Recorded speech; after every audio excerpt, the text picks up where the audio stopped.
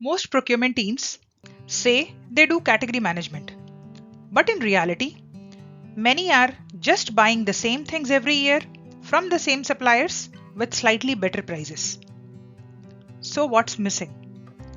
In this video, I'll explain what category management actually means in procurement, why it exists, and how it's fundamentally different from sourcing, without frameworks, jargon, or theory.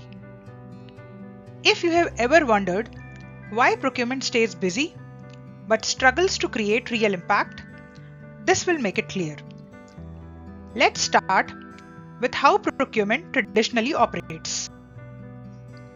In a traditional procurement setup, most of the work is reaction driven. A request comes in, a PO is raised, price is negotiated, and the transaction is closed. Even when it's the same supplier and the same spend, it's handled again and again as isolated purchases. Category management changes this completely.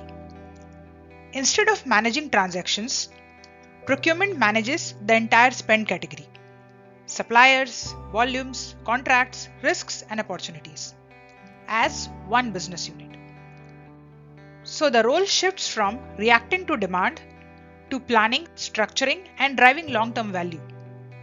That shift is what category management is really about. Category management is about managing a group of related spend as one business unit, not as individual transactions. For example, IT, logistics, MRO, and packaging are often treated as separate requests. Category management brings all these related purchases together. This matters because it creates long-term value, reduces risks and supplier dependency, and allows procurement to plan strategically rather than reacting to every purchase individually. In short, it turns fragmented procurement into a structured, high-impact process. Many people confuse category management with strategic sourcing. Strategic sourcing is project-based, focused on running RFQs and RFPs to get the best price for a single purchase. Category management, by contrast, is ongoing, looking at the full category, suppliers, risk, spend patterns to create long-term value. Think of sourcing as a tool inside the bigger category management approach. Category management works as a continuous cycle, not a one-time activity. It starts with analysis, understanding spend patterns, suppliers, risks, and business needs. Next comes strategy, grouping similar spend, deciding sourcing approaches, and defining how the category should be managed. Then comes execution, running sourcing events, managing suppliers, and implementing the strategy.